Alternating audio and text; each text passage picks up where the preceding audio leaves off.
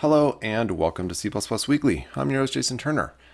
I'm available for code reviews, contracting, and on-site training. This is episode 1 of my game development series, and if you have any questions about what the goals are, who I am, and what we are doing here, then you should go watch episode 0. Otherwise, I'm going to move forward with setting up our basic C++ game project. So this is the plan that we had up earlier. I'm going to go ahead and create a new window here. Now, I did a recent episode about the CPP starter project, and it's called the Ultimate CMake C++ Quick Start. I spent a lot of time working on this starter project so that I had a good, clean starting point for showing you how to move forward with setting up a C++ project. Now, I'm going to go ahead and start from this thing.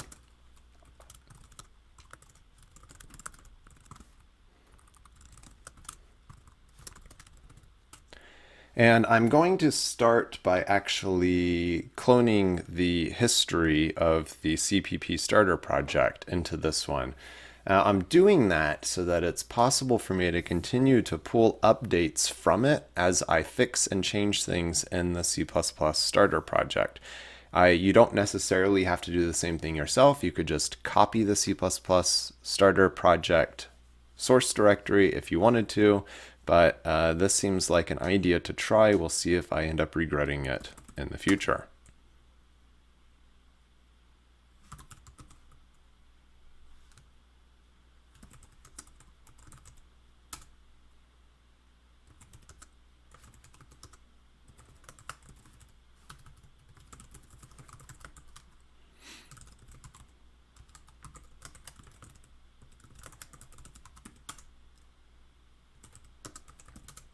Okay, I have pulled that history here into my own, and I should have no remotes set if I did that correctly. Yeah, I don't have any remote set. Okay, so I will create a new project on GitHub and I'll push this up to it, and then you will be able to look at the tags that I have created along the way, and you'll be able to see these things for yourself. So this is my C++ starter project basis here. Now, let's go ahead. Let's see, how do we want to do this? We want to do the initial cleanup of this code because it has a lot of things in it that we don't necessarily care about. I'm going to leave, if you have any questions at all about this, you really need to go back to that C++ Conan Ultimate Quick Start episode and then come back here to this. But I'm going to keep the sanitizers, I'm going to keep the doxygen, I'm going to keep the static analysis, the warnings, the project options. At some point we'll need to update this to C++ 20. And I'm going to leave the PCH options for right now. Now, these things, I am definitely going to be using ImGui SFML, so I'm just going to remove the check here, which means I should remove this. At the moment, I am not going to be using SDL, so let's remove that. And I still want to be running Conan because Conan is how we're getting our SFML ImGui library. So we want to use that. Testing and source. Okay, very good. So that looks like all I needed to do here. Now, I don't really have in mind a layout for this project, so I'm going to stick with just this source file in main here. I think that makes sense. I think it does. So I'm going to get rid of all of these extra things that call into ImGui and Nana and all of those, and this is my main. And so I do need Conan package, ImGui, SFML to add to my links. So I have now one CPP file in this project, and it is going to be called intro. Let's just change the name of this to game. It has a bunch of private dependencies. These are the globally set project options, globally set project warnings, the doc-opt CPP library, libformat, speedlog, and ImGui SFML library, all picked up from Conan. So Conan's going to manage all of our dependencies for us here.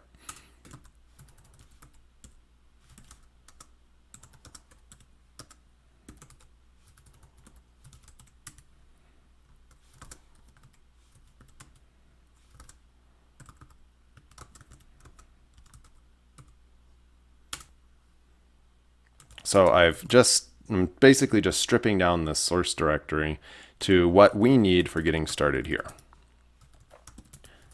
Let's pull up this file here. How do I want to do this?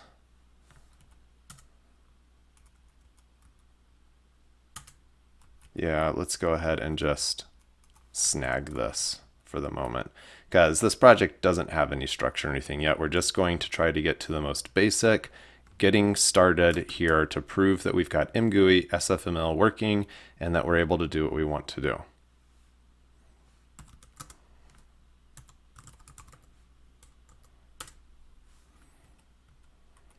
So this is our current main here with some hello world speed log, that kind of thing printing. And I'm just going to basically just paste in this ImGui SFML stuff here. Okay, do that, and then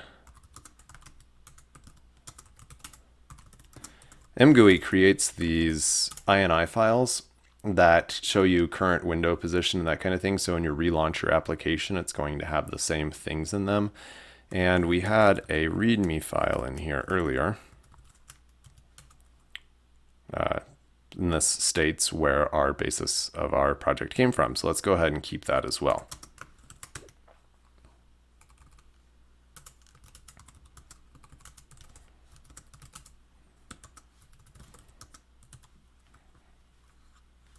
Now you may ask at this point why I'm not using some sort of GUI toolkit or something for my Git. It's because I'm not used to or familiar with any GUIs for Git, really. But I think we have what we want here. I'm still going to leave this fuzz test and test folders in here, even though they don't currently apply to our project, but we will get there. And then the source folder just has our simple test for ImGui in it. ImGui with SFML specifically. Now, these doc-opt here settings is actually taken straight from the doc-opt website for their example. So these command line parameters don't yet mean anything to us, but we will almost certainly use them in the near future. We don't need this, but let's go ahead and start with a speed log that says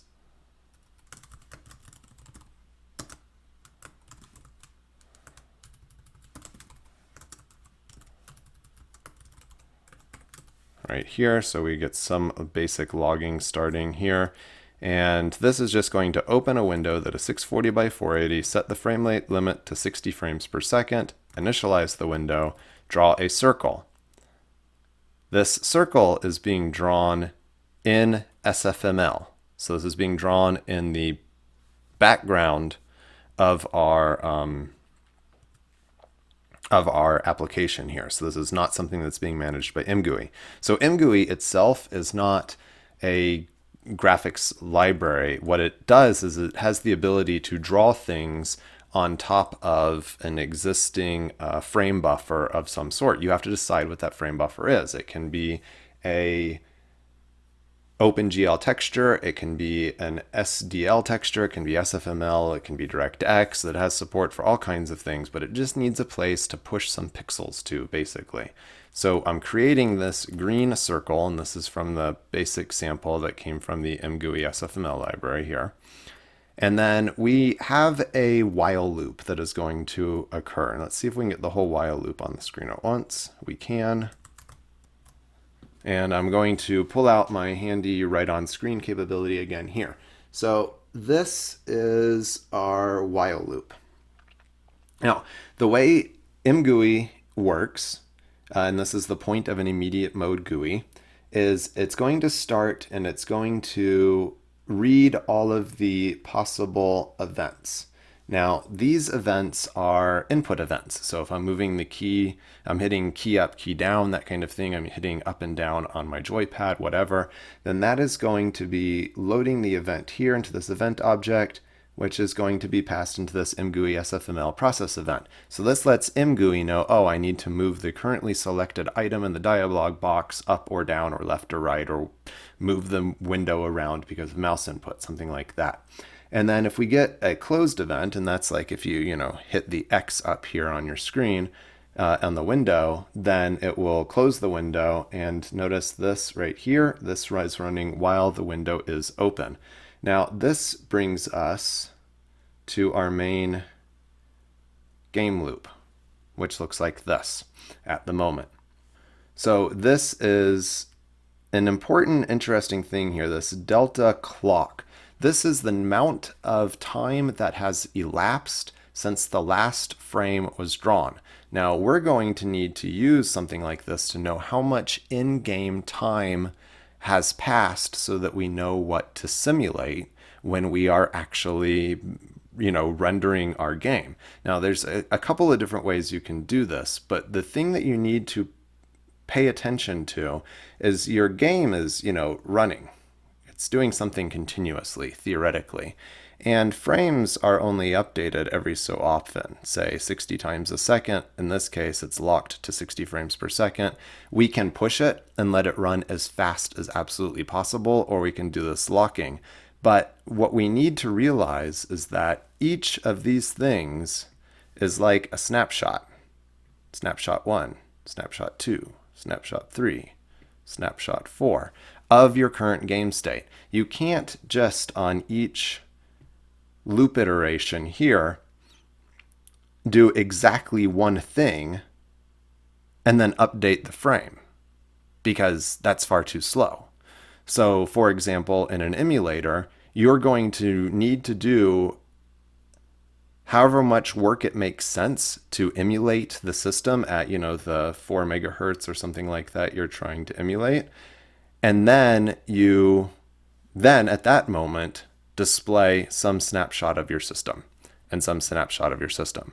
So we could have like a physics loop or something that's got like multiple threads going here. So I have one thread here, but if we had many threads that are all calculating like the physics state or running NPC simulations or world simulations or something like that, and then every now and then we're going to need to capture the current state and render that to a frame, basically. Now that's getting more complicated than almost certainly we will actually do in this game engine. We're going to keep a pretty simple game loop here, but regardless, this still holds true right here. We need to know how much in-game time has elapsed. This will let us know like how far to move the character before we draw the next frame. And this, at this particular moment, is being used for ImGui's ability to do things like make cursors on the screen, flash like they're supposed to. So ImGui, we tell it how much time has elapsed, and so it knows how to draw its next state. And then we create this begin right here. This is creating a window. The window is called Hello World, and then it will have a single button in it that says, look at this pretty button. And then we are ending the window. So this is the immediate mode nature of it. All of this state gets updated on every single frame loop. And then we clear the current window. Now this window.clear is SFML. We're telling SFML to clear the current window. We are drawing that green circle that's up here. So at this point, we have a window that is called Hello World with a single button in it. And then we are going to render this green circle somewhere on the screen. And then we will display all the things that we just rendered. And that's it. That's the entirety of our game loop. It is this orange bit right here again. And then we come right back up to this, started this while, and process the events, and it all starts all over again. So this is what we are looking at for each and every frame of our game engine execution. Hope that made sense. So let's go ahead and get this building and execute it and play around with it a little bit. Now I'm going to use CLion. Now I just realized I do not yet have CLion installed on this particular virtual machine that I'm using for recording these videos. So let's go ahead and download it. Yeah, just get it from CLion's website. It's pretty straightforward. It automatically downloaded the Linux version for me. You don't even have to fill in this stuff, right? So it's just downloading the link right here, and it'll just take a few seconds on my cable modem internet access. So I'm just launching CLion and telling it to use this current source folder. Do not import settings, please. Ah, there we go. I've gotten my settings synced, and this is probably still just a little bit too small for the sake of recording this video. It is quite a bit smaller than what I'm using here, so let's see if we can zoom that just a little bit.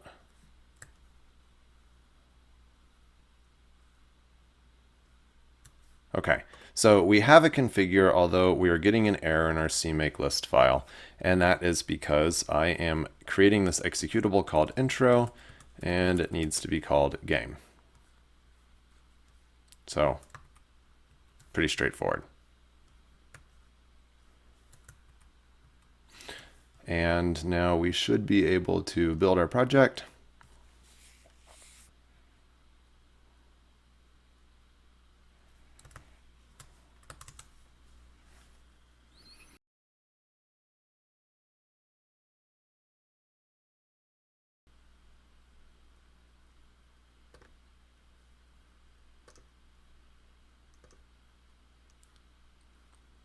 Okay, so after getting the project reconfigured, after correcting our CMakeList file here, now we have this debug project, and I should be able to run the game. It should only take a minute to actually compile, link, and execute.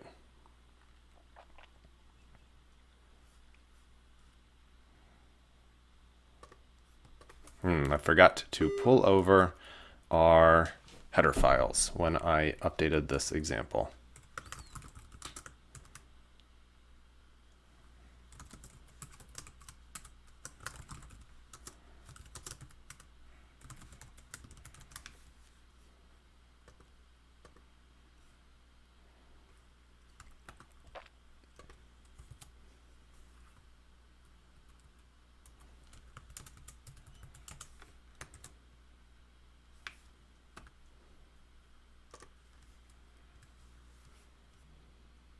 Okay, so I've gone ahead and updated my headers to be correct. And one thing that I'm going to point out right here that I love about CLion is it is telling me that I have these two unused headers here, and it seems to be pretty good about that. So I'm just going to remove those.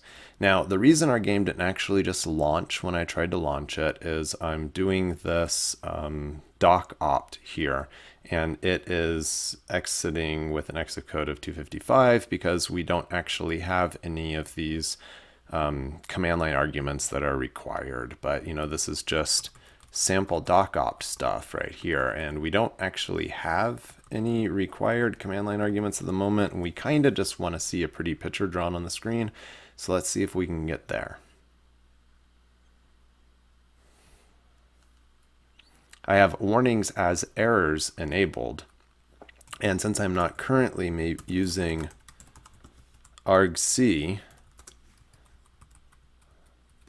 or argv because I just disabled this doc opt, then I'm going to get this compiler error. Okay, so this is our sample here. We've got this hello world, look at the pretty button, and this green circle. And if we close this, then as we were looking at before, this event processor is going to say, while the window is open, do these things. If I receive a close event, then close the window. This is all pretty straightforward. Now, we don't need this here.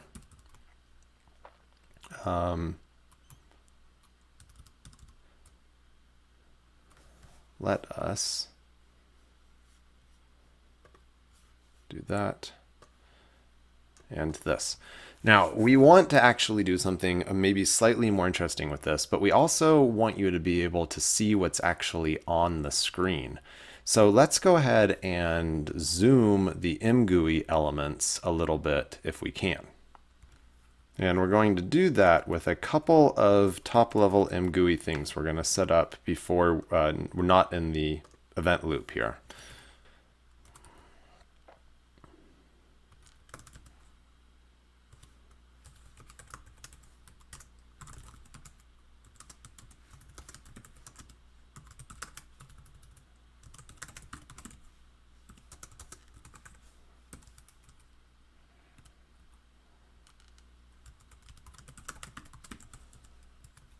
So I've just created this local variable called scale factor, and I'm saying scale everything by 2.0. Now I'm setting the font and the style scale sizes separately.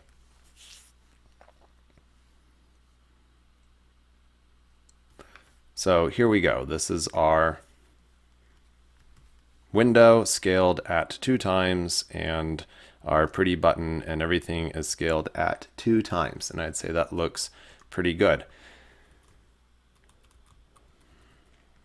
Let's go ahead and make it a little bit bigger for the sake of everyone being able to see it in this. And I'm going to, just for the sake of example here, comment out the global scale for the font.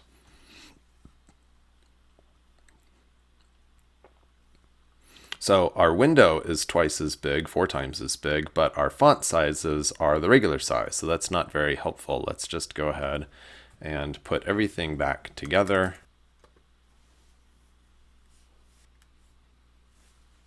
Okay, so that's a really big font, but I'd say this is a pretty good start to what we want to be doing. So we're going to not go much further than this for the sake of this episode. We're going to disable this green circle because we have no use for it. And we don't need to draw this shape on here anymore, although we will need to draw tiles at some point and characters moving around and all that kind of thing. But what we do want is something that's starting to show us, something a little bit more interesting. Now, this is one reason why I'm going to really appreciate using CLion here, is I can type ImGui : and get a list of all of the possible things that we might want to do. So we want a checkbox. We definitely want a checkbox. So we're going to create a checkbox. Now, if you recall, we had a plan for what we were doing here. The plan looks something like this. So our new window shall be called the plan, and it is going to contain a series of checkboxes so that we know where we are in the process of working on all of this.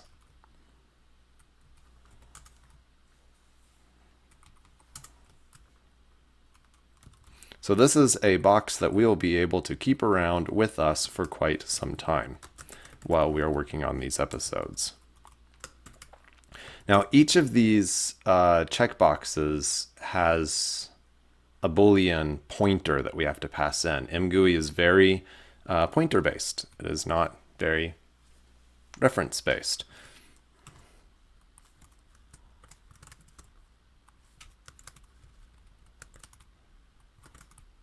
This checkbox is taking a string, const character pointer, and at the moment that is all right. We're going to, in the future, use libformat to help us do high-speed formatting of these dialog boxes. Now, for a little bit of fun, we're going to create our state variable.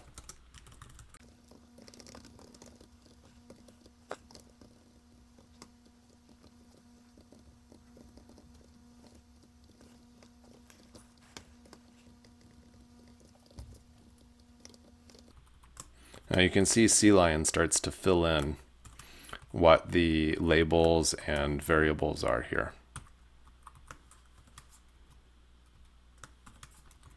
Once we actually have correct parameters, because then it knows which overload that we are attempting to call.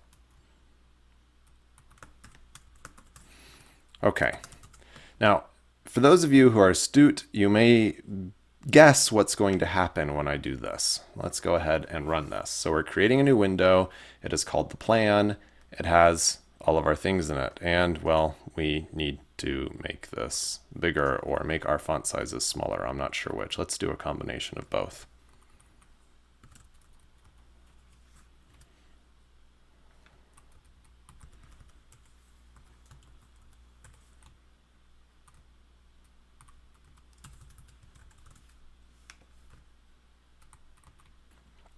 All right, so this is our plan. And if you were paying attention, you'll note that we passed the same variable to each of our checkboxes. I still need to make something bigger or smaller here.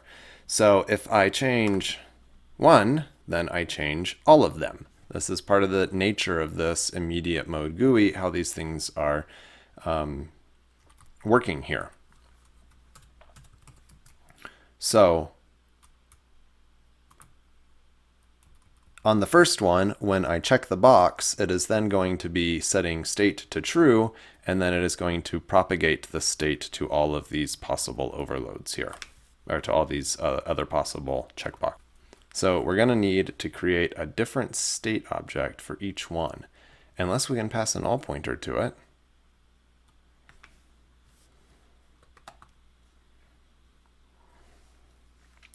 So one of the things that we can do with CLion, and I need to figure out how to better zoom all of this for you to see as well, is to go to the function declaration. And the documentation does not tell us at all whether or not we can pass a null pointer here, which it would really not make sense for us to pass a null pointer, because how in the world could it possibly save the state then? So we're going to have to create several more state variables. Now I'm kind of abusing ImGui for this, but it's also illustrating in general a little bit how the API works and what our ability to work with it is. Now, we also are invoking undefined behavior here because we are accessing state that is not currently set anywhere. Now, this is going to be fun as well as we talk about what is going on here. Let's make sure that we are using Clang format. We are using Clang format. Okay, good. Now, you'll notice red squigglies here. We are getting a unused variable. And that is, in fact, true. Now, again, if you are actually thinking along the lines of using an immediate mode GUI and what the implication of all this is, then you may see what's getting ready to come next.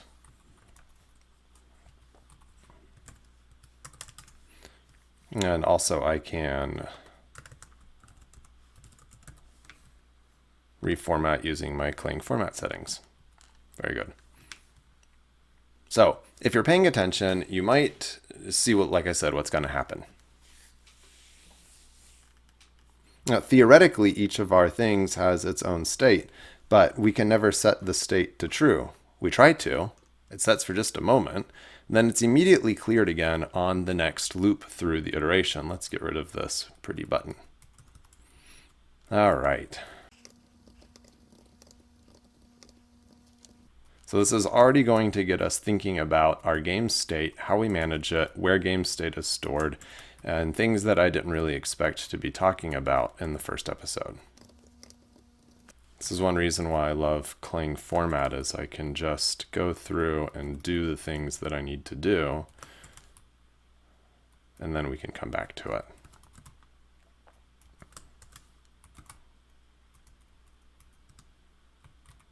So I need to move this state outside of the game loop, initialize it once. Don't be tempted to have left it inside the game loop and make it static or something like that. I know there's a lot of programmers who would have done that. Don't do that. That is going to make it incredibly difficult in the future for us to actually know where game state is stored and save it and reload it and serialize it and deserialize it and all of that kind of thing. So we're going to just move it up here for the moment. All right.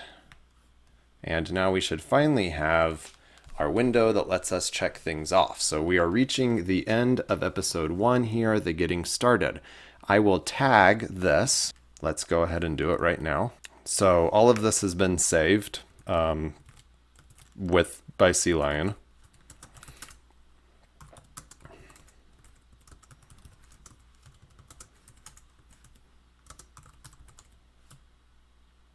Let's make sure that any of these files are not important.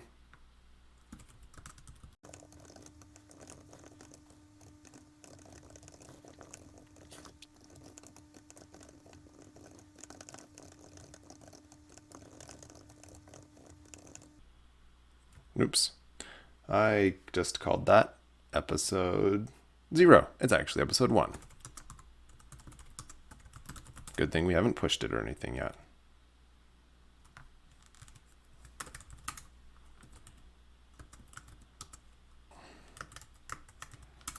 So expect to find this. I won't create the project just yet. On GitHub at Lefticus CPP weekly game project. So at this point, we can officially check off the plan and the getting started. And then in the next episode, we'll talk about C++20, what features we are able to use, and then we'll move forward from that. Expect that this plan might change as the actual process develops here. So thanks for watching this second episode. It is the 1st episode of my C++ Weekly game project. Hopefully this getting started thing gives you something easy to fork, to just run, because Conan's going to automatically pick up the dependencies for you, and you can start playing around with ImGui and drawing your own dialog boxes and such yourself. So thank you for, again, watching, and be sure to subscribe.